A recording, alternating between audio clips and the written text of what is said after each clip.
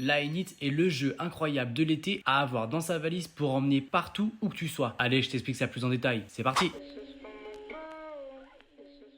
Les différents participants se placent autour de la table. Ici, il y en a 3. Prenez ensuite les 4 jetons jackpot et placez-les sur le côté de la table. Il faut que ces jetons soient à portée de main de tous les joueurs. Prenez ensuite le paquet de cartes et réalisez votre plus beau mélange. Vous allez devoir maintenant constituer le marché. Placez au centre de la table autant de cartes qu'il y a de joueurs, plus 2. Étant donné que nous avons 3 joueurs, nous mettrons donc 5 cartes. Ces 5 cartes représentent donc le marché. Terminez par déposer la pioche à côté du jeu. Le but sera de faire des suites décroissantes ou croissantes. Pour ça, vous allez pouvoir utiliser les cartes du marché ou piocher une carte. Ici, nous allons faire une suite du plus petit au plus grand, donc croissante. Pour ça, je prends une carte du marché, le numéro 5, et la place sur ma ligne. Je peux aussi piocher une carte, mais attention, nous n'avons pas le droit d'avoir plus de 2 cartes dans la main. Cette carte restera cachée de mes adversaires. Passons ensuite au joueur B. Il a choisi de faire une suite décroissante, du plus grand au plus petit. Il la place sur la ligne et peut aussi piocher une carte. Il la gardera cachée dans sa main. Au tour du joueur C, il décide de piocher directement une carte et de la placer dans sa ligne. Il fera donc une suite décroissante. La manche se termine. Toutes les cartes du marché qui n'ont pas été jouées viennent dans le jackpot associé à leur couleur. Ah oui, et j'oubliais, ça c'est le jeton du joueur qui commence le tour. Au premier tour, c'est le joueur A qui a commencé. Au second tour, ce sera le joueur B.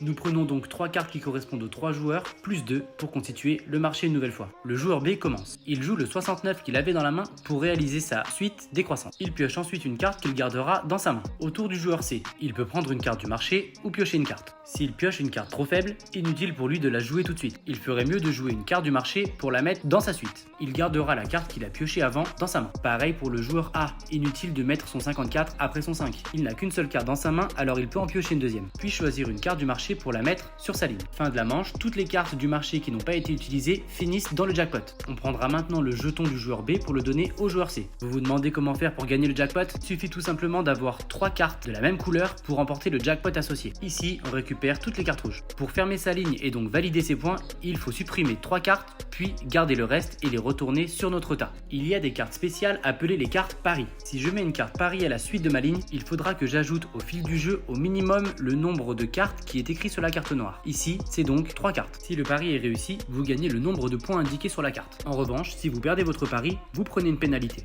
Ici, nous avons 3 cartes jaunes sur la même ligne, nous récupérons le jackpot étoile. Attention, si j'ai déjà gagné le jackpot jaune avec ma ligne, je ne peux pas le gagner une deuxième fois. Ici, je ferme ma ligne, je supprime 3 cartes et mets le reste de côté. À la fin de la partie, je compte le nombre de cartes que j'ai mis de côté plus les jetons des paris. Le joueur qui comptabilise le plus de points l'emporte.